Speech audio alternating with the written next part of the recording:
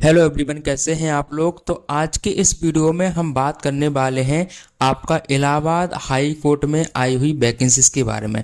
आपको पता होगा कि इलाहाबाद हाई कोर्ट में डिफरेंट डिफरेंट पोस्टों पर बहुत सारी वैकेंसीज आई हुई हैं, जो कि टोटल आपका 3,306 के समथिंग है। ओके, तो आज के इस वीडियो में मैं आपको step by step her vacancies के बारे में डिटेल में बताऊंगा, और उसका सिलेबस क्या है, आपको किस तरीके उसके लिए अप्लाई करना है, सब कुछ जानेंगे आज के इस वीडियो में। तो आप वीडियो को लास्ट तक जरूर देखें। ओके, देखिए, चलिए हम अपना शुरू करते हैं। देखिए, आपका यहाँ पे जो एडवर्टाइजमेंट आया हुआ है वो कल ही आया हुआ है, मतलब 1 तारीख को आपका इसका एडवर्टाइजमेंट आया हुआ था। तो देखिए, इसमें जो वैकेंसीज आई हुई हैं, सबसे पहले आई देखते हैं हम स्टेनो के लिए। स्टेनोग्राफर में आपकी जो कि ग्रुप सी की पोस्ट होती है, इसमें आपका जो क्वालिफिकेशन होना चाहिए, आपका ग्रेजुएशन होना चाहिए, और साथ में आपके पास ट्रिपल सी का सर्टिफिकेट भी होना चाहिए। अब ट्रिपल सी का सर्टिफिकेट क्या होता है, इस सब के बारे में मैं आपको डिटेल जानकारी अभी दूंगा, आप वीडियो में बने रहें। ओके, ठीक है। अब देखिए, इसमें आपका वैकेंसीज है, हिंदी में है आपका 583 है, एंड इंग्लिश में आपका है 66 के something vacancy. Okay, age limit आपका 18 से 40 है, और मैक्सिमम सभी वैकेंसीज के लिए जो एज लिमिट है वो सेम है, 18 से 40 साल तक। अच्छा, यहाँ इनका सैलरी भी आपका काफी अच्छा ठीक है, ये 2800 ग्रेड पे की जॉब है, मतलब मिनिमम आपका 35 से 40 हजार रुपए आपकी सैलरी इसमें बनेगी। ओके, अब चलते हैं, इसके बाद ये हो गया आपका स्टेनो का। सेकंड आपकी जो भी ग्रुप सी की ही वैकेंसी है, इसमें आपका जेएससी जो कि होता है क्लर्क होते हैं, जूनियर असिस्टेंट की वैकेंसी है। इसमें क्या होना चाहिए, आपका 12th होना चाहिए, इंटरमीडिएट होना चाहिए, आपके पास ट्रिपल सी का सर्टिफिकेट होना चाहिए, और आपको हिंदी और इंग्लिश की टाइपिंग आना चाहिए। ओके, इसमें आपका वैकेंसीज है वो 1054 है, इसमें 1022 है ना। इसमें भी आपका ग्रेड पे जो रहेगा बहुत अच्छा रहेगा, 2000 के समथिंग, और इसमें आपका 1900 ग्रेड पे रहेगा। तो इस तरीके से, और आपकी फिर इसके बाद हम चलते हैं, ग्रुप सी की पोस्ट है आपका ड्राइवर के लिए। तो ड्राइवर के लिए आपका हाई स्कूल होना चाहिए, है ना। इसके लिए आपका 1900 ग्रेड पे रहेगा। आपका जो एज है 18 से 40 साल तक होना चाहिए। ओके, नेक्स्ट जो वैकेंसी आई है आपका ग्रुप डी के लिए है। इसमें आपका ट्यूबवेल ऑपरेटर हो गया, प्रोसेसर सर्वर हो गया, प्यून हो गया, चौकीदार हो गया, बाकी सब जो वैकेंसीज हैं उन्होंने ग्रुप डी में आपकी डाली हुई है।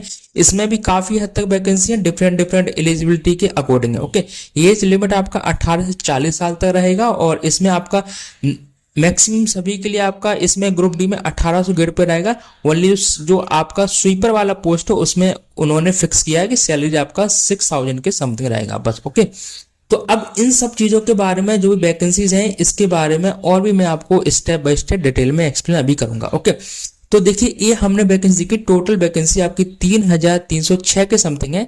एप्लीकेशन कब से स्टार्ट होंगे, एप्लीकेशन आपका स्टार्ट हो जाएगा 4 अक्टूबर से स्टार्ट होगा, लास्ट डेट रहेगा 24 अक्टूबर, मतलब आपको 4 तारीख से लेके 24 अक्टूबर तक इसके लिए अप्लाई करना है।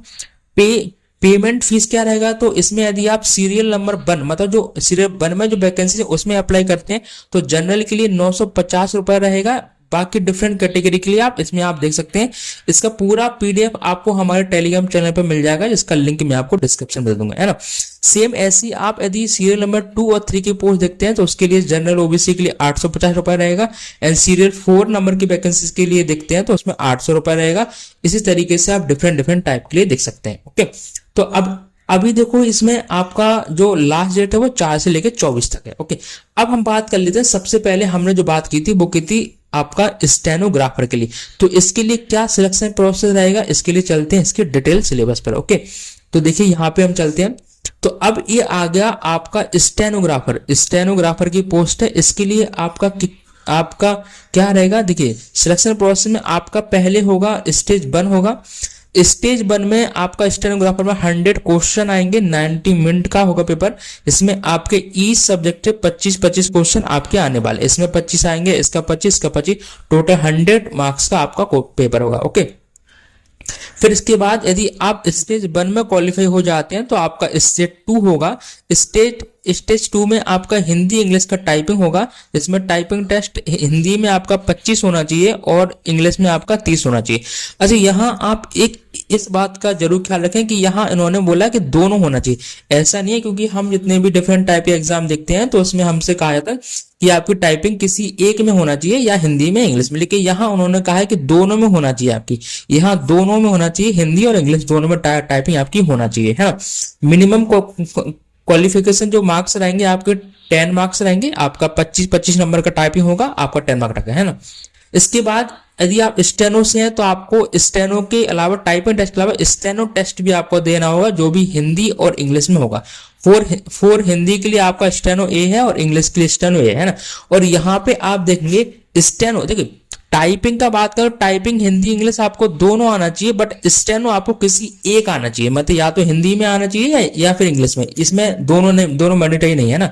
इसका जो मार्क्स मिलेगा वो 50 नंबर का मिलेगा, और ये दोनों ही जो रहेंगे आपके क्वालिफाइंग रहेंगे, है ना, क्योंकि मेरिट लिस्ट आपकी जो बनेगी वो आपकी स्टेज 1 वाले जो रिटर्न एग्जाम होगा उससे बनेगी। ओके, अब चलते हैं इसके और भी, देखिए क्या है, देखो क्या लिखा, there shall will be no negative marking, इसमें कोई आपका नेगेटिव मार्किंग नहीं होगा स्टेज 1 में, है ना।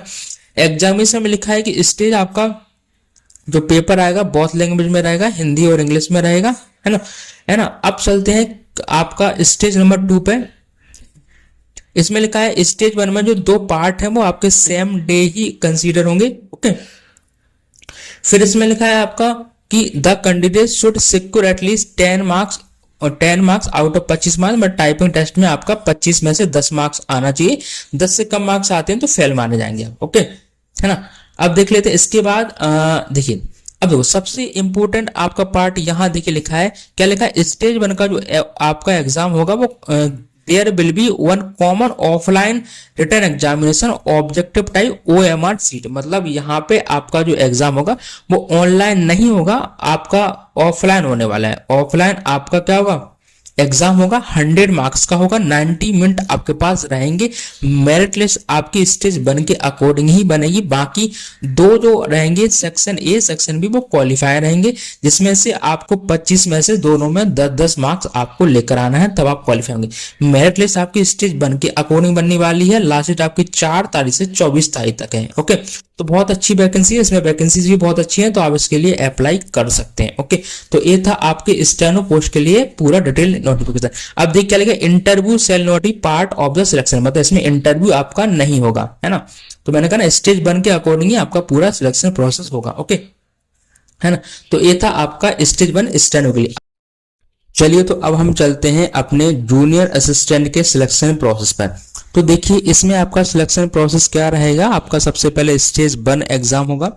स्टेज 1 में सेम आपका स्टेनो के जैसे 100 मार्क्स का रहेगा, 100 नंबर के आपके पेपर क्वेश्चन आएंगे। टाइम आपका 90 मिनट रहेगा, हिंदी आएगा, इंग्लिश आएगा, जनरल स्टडी और मैथमेटिक्स 100 मार्क्स का। ईच आपका 25 नंबर के आएंगे, 25 नंबर के आने वाले हैं।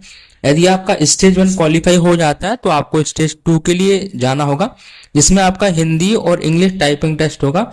आपका 25 आपका हिंदी में स्पीड होना चाहिए एंड 30 स्पीड आपका इंग्लिश में होना चाहिए, है ना।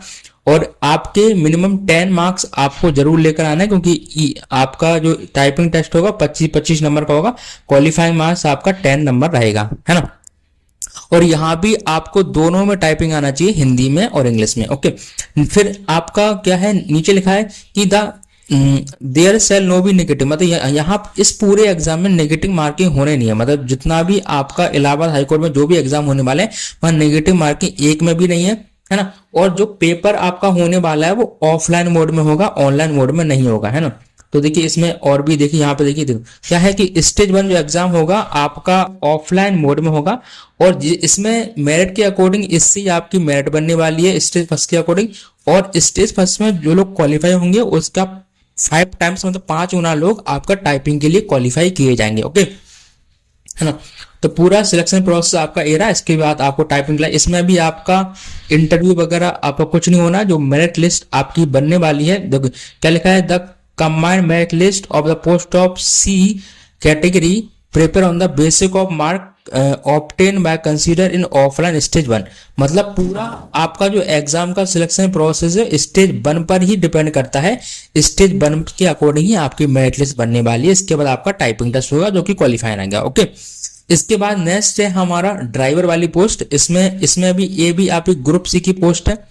तो ड्राइवर के लिए भी आपका सेम इन्होंने यही कर दिया। देखिए रिटर्न टेस्ट होगा, टाइम 90 मिनट का रहेगा, 100 क्वेश्चन आने वाले हैं, ईच आपका 100 मार्क्स का रहेगा। स्टेज 2 आपका टेक्निकल ड्राइविंग टेस्ट होगा कि आपको ड्राइविंग आती है कि नहीं, उससे रिलेटेड है ना। तो सेम आपका इस तरीके से होगा, नेगेटिव मार्किंग है नहीं, पेपर आपका ऑफलाइन होने वाला है जो कि 100 मार्क्स का रहेगा, है ना, OMR के पास। तो यही सिलेबस आपका सेम आपका ड्राइवर के लिए लेवल उसका अलग रहेगा थोड़ा सा ना। सेम इसके अकॉर्डिंग हम चलते हैं। ये आपकी अदर जो पोस्ट थी, ग्रुप डी की पोस्ट थी, इसके लिए भी आपका क्या रहने वाला है, इसमें आपका स्टेज 1 एग्जाम होगा जो कि 100 मार्क्स का होगा, 100 मिनट का होगा और 100 क्वेश्चन आएंगे, है ना। यहाँ पे स्टेज 2, इसमें स्टेज 1 भी होगा और स्टेज 2 भी होगा, है ना। इसमें भी आपका 100 मार्क्स का नंबर 100 मार्क्स का होगा और 100 ही क्वेश्चन आएंगे, है ना। इसमें Hindi, English, general study, mathematics आपका आने वाला है, ओके, है ना। नेगेटिव मार्किंग आपका इसमें भी होना नहीं है, ऑफलाइन मोड में आपका पेपर होने वाला है, ठीक है। तो यही सब वैकेंसीज थी जो कि बहुत अच्छी वैकेंसी है मेरे अकॉर्डिंग। आपका हर एक में आप देखेंगे सैलरी स्ट्रक्चर भी हर एक पोस्ट के अकॉर्डिंग काफी हद तक बहुत अच्छा है, क्योंकि ऐसा ही वैकेंसी यूपी में है, तो यूपी में वैसे भी सैलरी स्ट्रक्चर काफी हद तक अच्छा ही है ना। अब चलते हैं, अब बात करते हैं कि SSC एग्जाम क्या होता है। तो क्योंकि इनमें बहुत सारी पोस्ट ऐसी हैं जिनमें SSC की रिक्वायरमेंट है, तो SSC होता है कोर्स ऑफ कंप्यूटर कॉन्सेप्ट। ये एक गवर्नमेंट का सर्टिफिकेट होता है जो आपके पास होना चाहिए। अभी आपको लेना कैसे है, इसका एक एग्जाम होता है, इसको आपको पास करना होता है। 100 नंबर का आपका इसका पेपर होता है, टाइमिंग रहती है 90 मिनट, और इसमें आपका क्वालिफाइंग मार्क्स भी शायद आपका 50% के समथिंग इसका क्वालिफाइंग मार्क्स रहता है। यदि इसको आप पास कर लेते हैं तो आपके पास SSC का सर्टिफिकेट आ जाता है, और इसका एग्जाम आपका 1-2 महीने में हर बार होता रहता है ना। तो मतलब 1-2 महीने में इसका एग्जाम आपका होता रहता है। तो इसके लिए आप अप्लाई करके आपका SSC का आप स्कोर कार्ड आप अपना बनवा सकते हैं, जिसमें आपका सिर्फ कंप्यूटर से रिलेटेड जो नॉलेज होती है उसी से रिलेटेड क्वेश्चन आते हैं। जैसे आपका CPCT का एग्जाम होता है, वैसे ही आपका SSC का एग्जाम होता है, ओके। तो इसके लिए आप कहीं भी अप्लाई कर सकते हैं, और इसके लिए डिटेल आपको पूरा डिटेल वीडियो हमारे यूट्यूब चैनल पर मिल जाएगा, तो आप वहां से भी आप इसके बारे में डिटेल नॉलेज आप ले सकते हैं, ओके। तो आज के लिए इतना ही, और मिलते हैं ऐसी नेक्स्ट वीडियो में। और यदि अभी तक आपने हमारे यूट्यूब चैनल को सब्सक्राइब नहीं किया है तो सब्सक्राइब करें, लाइक शेयर जरूर करें, ताकि आपके पास हमारे ऐसी ऑथेंटिक जॉब से रिलेटेड नोटिफिकेशन सबसे पहले पहुंचते रहें। मिलते हैं नेक्स्ट वीडियो में। Thank you, take care, bye.